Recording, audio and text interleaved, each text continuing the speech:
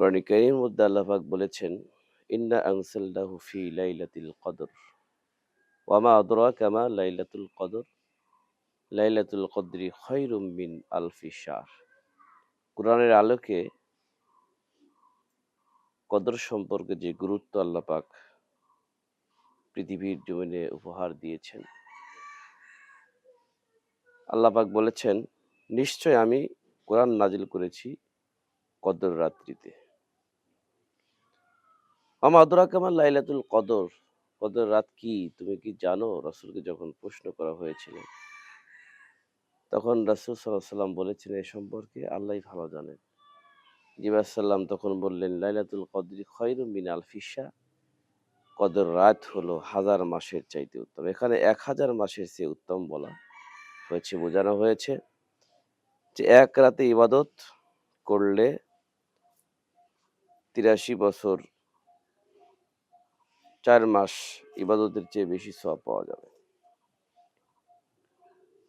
অন্য একটা কোরআনের আয়াতে আল্লাহ পাক বলেছেন, ইন্না আনজালনাহু ফি লাইলাতিন মুবারাকাহ ইন্না কুন্না মুনজিরিন।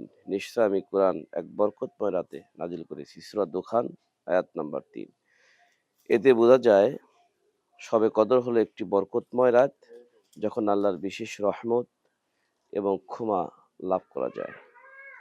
হাদিসের আলোকে কদর সম্পর্কে বলা হয়েছে, মুসলিম শরীফের হাদিস, সহিহ বুখারী এবং মুসলিম মুত্তাফাকুন আলাই যাকে বলা হয়, মান কমা লাইলাতুল কদরি ঈমানাও ওয়া ইহতিসাবান গুফিরা লাহু মা তাকাদ্দামা মিন যামবিহি। হাদিসের আলোকে রাসূল আকরাম সাল্লাল্লাহু আলাইহি ওয়াসাল্লাম বলেছেন, যে ব্যক্তি ইহতিসাব ইহতিসাবের নিয়তে, সওয়াবের নিয়তে লাইলাতুল কদর রাত্রিতে ইবাদত বন্দি করে কাটায় দিবে, তার পূর্ববর্তী গুনাহ আল্লাহ পাক মাফ করে দিবেন।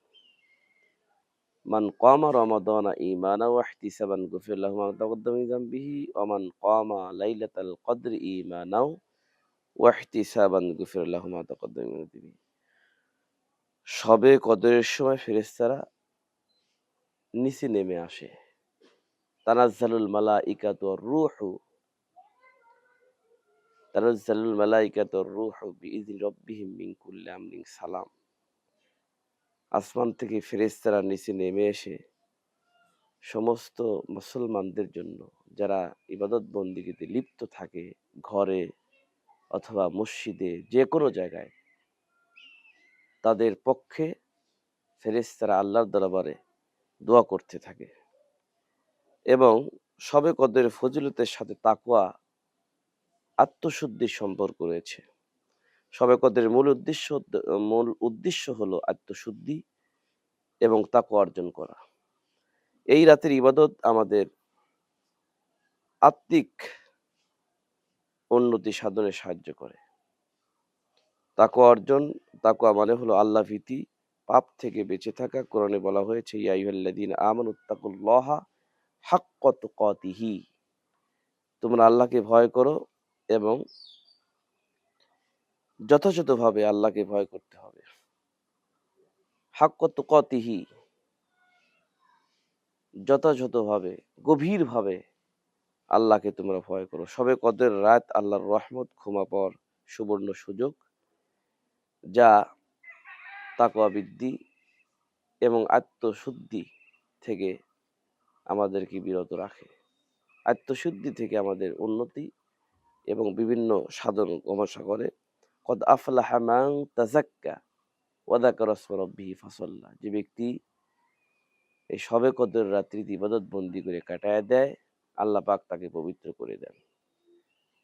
আল্লাহর নিকটে আমরা এটাই চাই, শবে কদর রাত্রিতে যেন আমরা ইবাদত বন্দি করে কাটায় দিতে পারি। জীবনের সমস্ত গুনাহ খাতা মাফ করে বেগুনাহ মাসুম হয়ে দুনিয়া থেকে বিদায় নিতে পারি। বুখারী শরীফের হাদিসে রাসূল বলেছেন, মান কামা লাইলাতুল কদরি ঈমানাও ওয়া ইহতিসাবান গুফিরা লাহু মা তাকাদ্দামা মিন যামবিহি। এই হাদিসের আলোকে পূর্বের সমস্ত গুনাহ খাতাকে মাফ করে দেওয়া হবে। আল্লাহ পাক আমাদের তৌফিক দিক।